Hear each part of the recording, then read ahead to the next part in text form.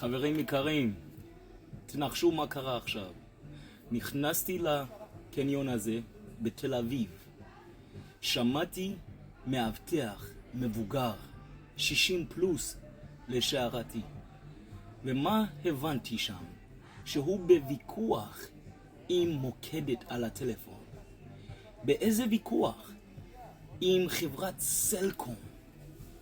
מה שקרה, הוא חתם על משהו ללא הבנה מוחלטת על מה הוא חותם.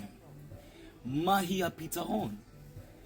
אל תחתמו אם אתם לא מבינים.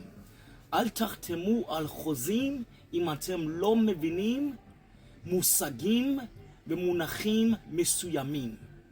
אז אני ממליץ לכם, או שתיצרו קשר עימי, שאני אוכל להמליץ לכם מה לעשות, בתור ידיד, או בתור חבר, או בתור איש משפחה.